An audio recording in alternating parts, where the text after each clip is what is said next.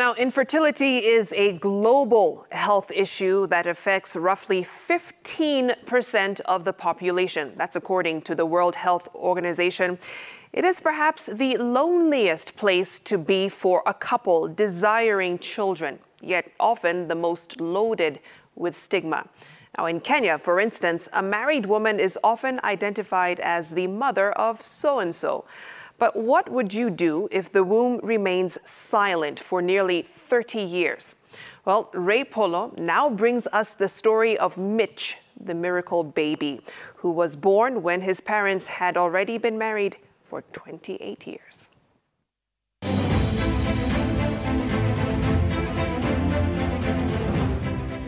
Abraham waited for 25 years. We waited for 28. Their childless state did not put them asunder. 7 years into their traditional marriage, Samuel stamped his commitment to Roslyn in a church wedding. The questions were even much more then.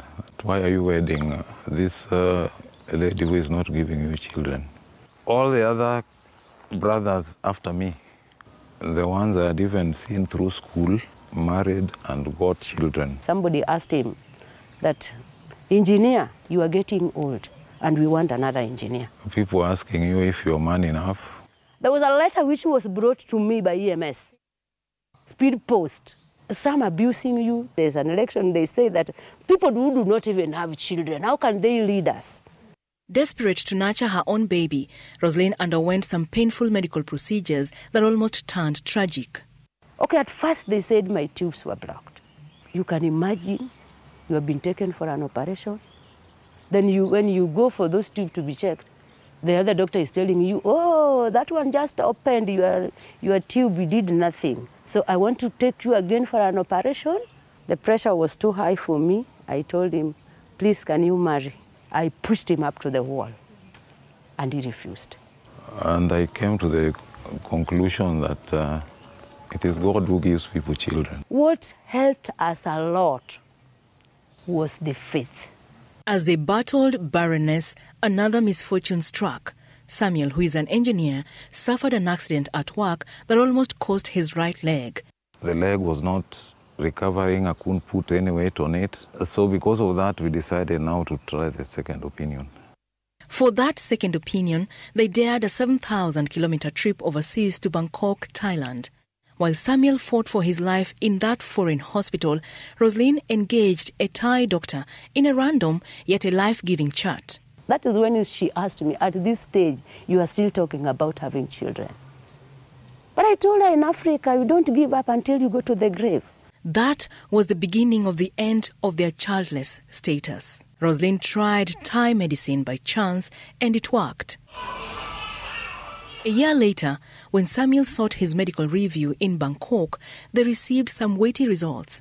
They were going to be biological parents for the first time in nearly 3 decades. When the doctor told me that I'm 1 month pregnant, I broke into tears. I cried. He cried.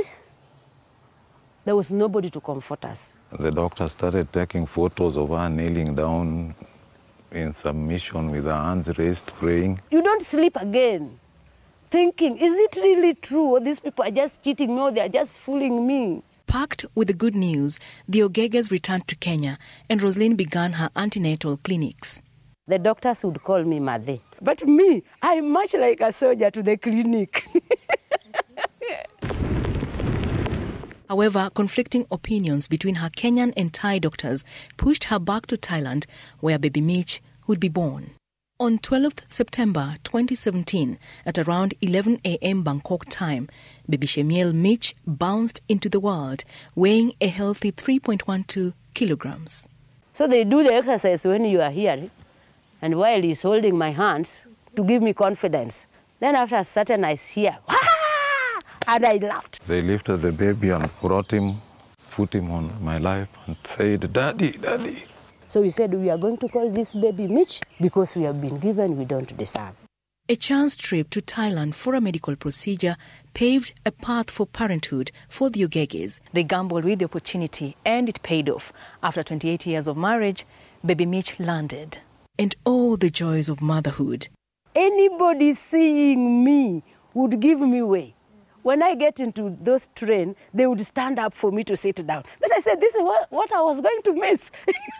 So those are the things I experienced, that kind of respect. The tough Thailand trips had yielded the long-awaited joy, and celebration came home to the family. So now the baby comes in a convoy. When we reached with the baby here, because you know now the baby had been carried, the baby started crying. And to hear that is a baby crying in my compound, I broke into tears. But I want to thank God for my mother-in-law. Although she went to rest with the Lord, actually my mother-in-law would be alive today to see my baby. So she gave me that moral support so much that I didn't feel whatever was being said. Paperwork for baby Mich registration was another uphill task. The birth certificate is written in Thai, so we had to get this birth certificate translated into English.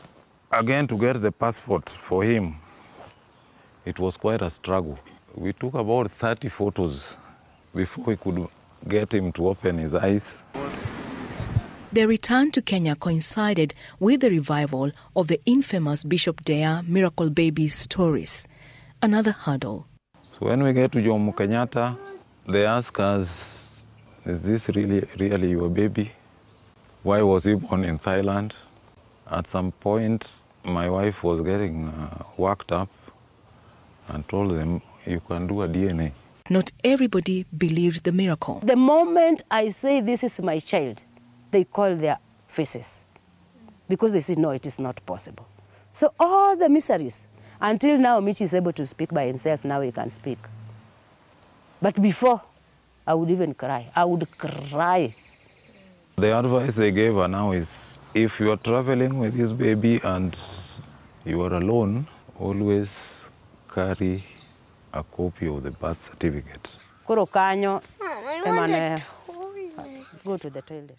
All the same, Roslyn confesses that nursing a little child in her 50s has been a daunting duty. This is somebody, you have to wake him up. You have to prepare him. Sometimes he doesn't want and you are helping him. It is not easy. Other times, Mich asks very tough questions. Where is my brother? Where is my sister? You have the flag phone. Yes, sit there.